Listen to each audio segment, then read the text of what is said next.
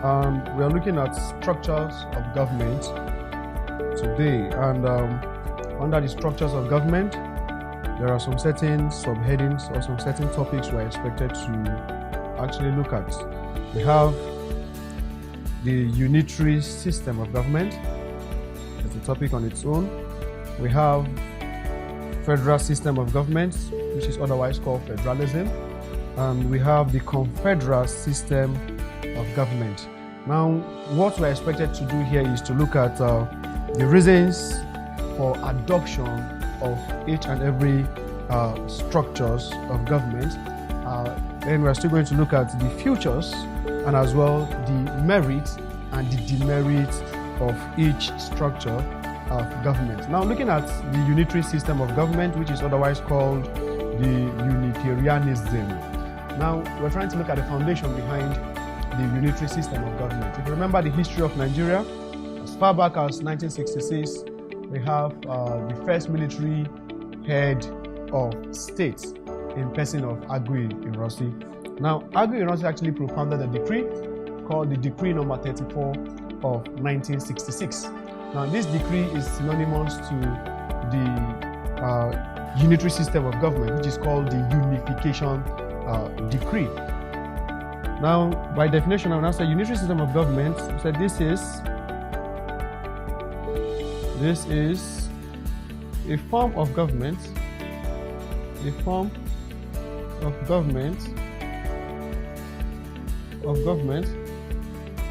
in which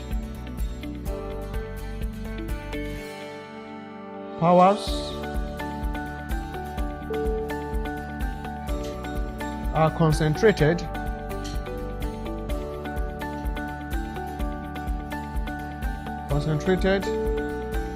in one arm without division. So what are we really saying about this particular system? Now, if you look at the justification behind the Unitarianism or the unitary system of government, we are saying it is a system of government where both the executive, the legislative, and the judicial power, everything is being, concentrated in one arm. In this particular system, there is nothing like the federal government, the state government, and the local government. We only have the central government, then we have an extension of this particular government. And I've said earlier before now, we said decree number 34, decree number 34 of 1966. Decree number 34 of 1966 introduced unitary system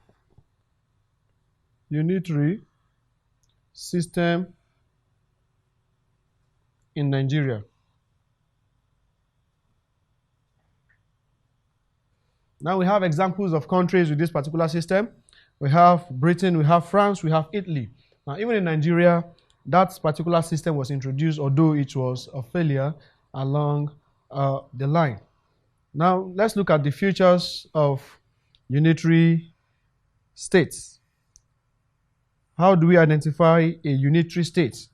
Now, we are saying in a unitary system or in a unitary state, this system is best practice, which is number one of the feature, is best practice in a homogeneous state. What do I mean by homogeneous state? We have heterogeneous states and we have homogeneous states.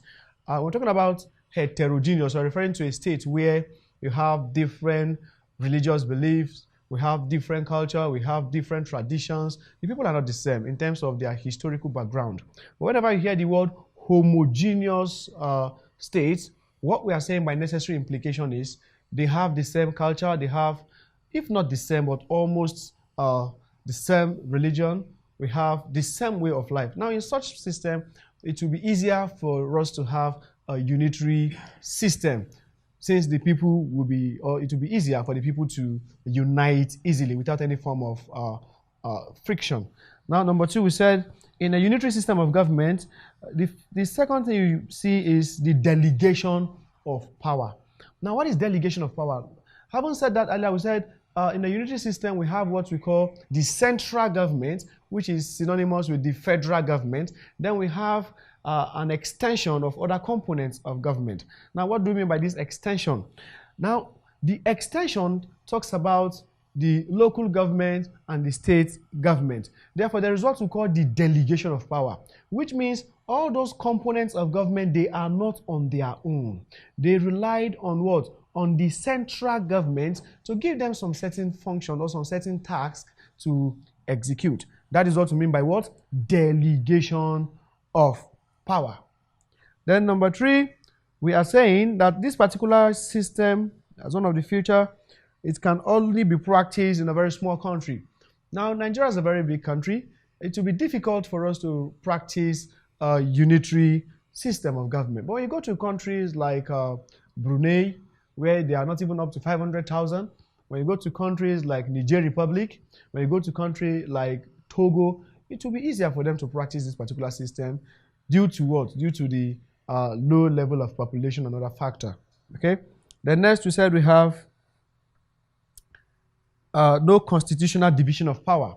Now, if we're talking about constitutional division of power, this deals with a system where the constitution makes provision for the federal government and other arms of government. But with respect to this particular system now, there is no constitutional division of power. Everything belongs to the central government. They only have the responsibility or the power to extend some certain functions to other components.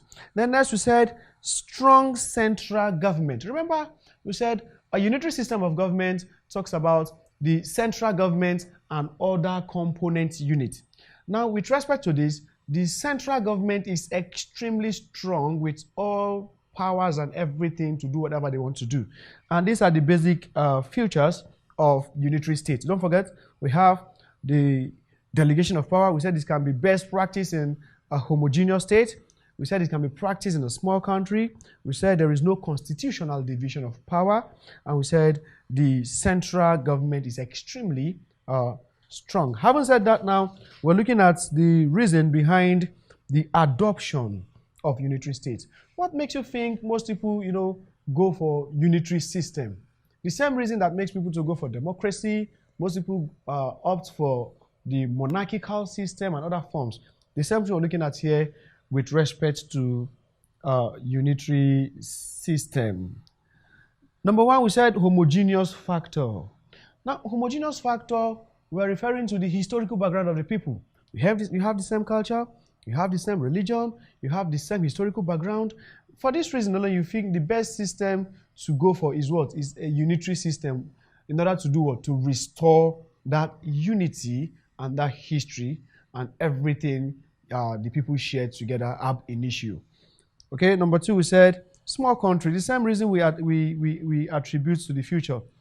Reasons why countries adopt this particular system. If the country is a small country, instead of going for other forms or other structures of government, why not this particular system, which is the unitary system of government? In terms of coordination, they are not much. In terms of cooperation, they are not much as well.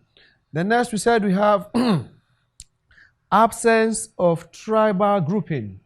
Absence of tribal grouping. That's a serious problem in Nigeria today. We have the Yoruba, we have the Hausa, we have the Igbo, we have the Ijo. There are many tribal groups, there are many ethnic groups in Nigeria, which if we are to go for a unitary system of government, definitely there's going to be a serious problem. What is the problem?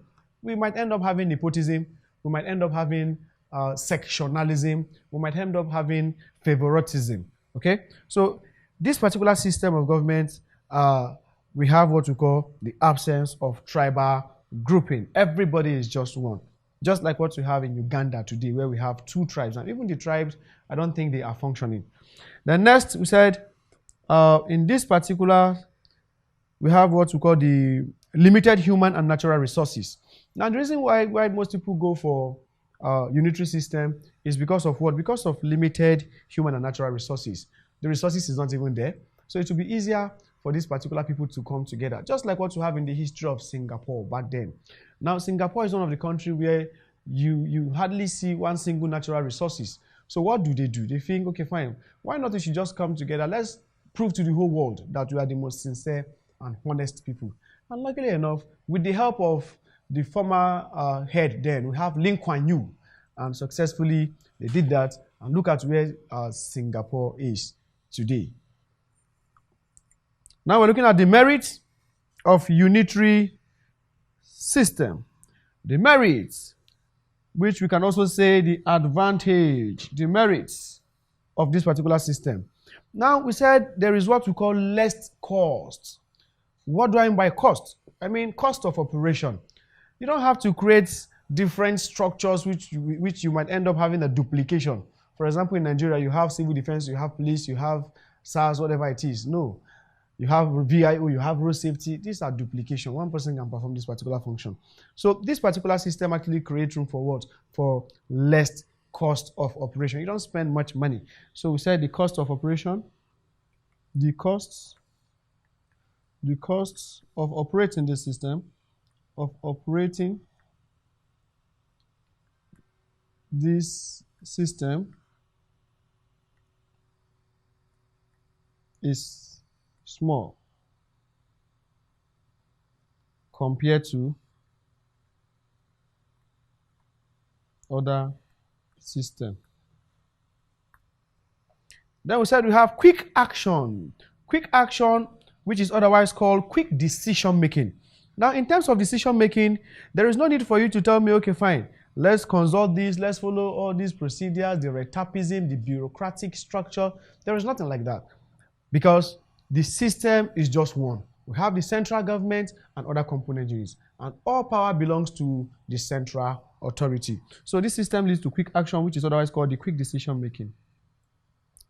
Decision making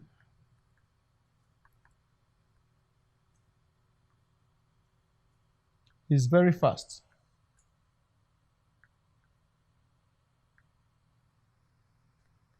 In this system / structure of government. Okay. Then number 3, we said this system actually promotes a strong government. Now, there is no division of government already. What brought about weak government is because you have a lot of division. At the end of the day, we have rivalry, we have competition. If you look at what is happening, for example, in Nigeria, where you have the party problem, APC, PDP. Now, in this system, there is nothing like that. So the government will be so strong because the people are united. They speak with one voice. They pursue one goal. They are fighting for one cause. Okay? So we said promotes strong government. Governments of the day ended up being strong due to unity and cooperation.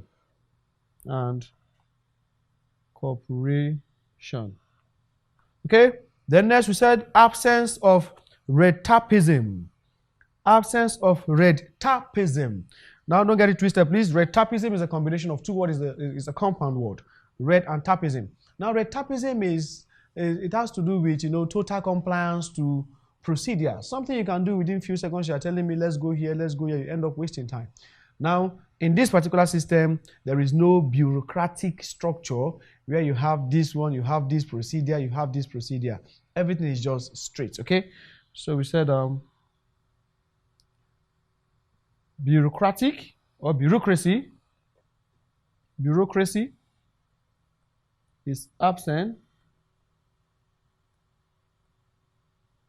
due to one single authority.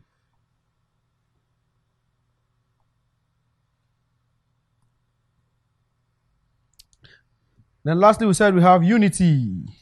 Unity. Remember, the aim of every country is to promote and protect unity. The same Nigeria, we said the motto of the Federal Republic of Nigeria is unity and faith, peace and progress. The same thing we have when it comes to our unitary system of government. Remember, the main aim of Agui Ironsi is to make sure he actually unites Nigerians together. But unfortunately, if you look at what happened in the military coup d'etat, Agui Ironsi deliberately refused to keep to his promise, and that act alone led the so-called Hausa people to plot another coup, which is called a counter coup, which actually led to his death.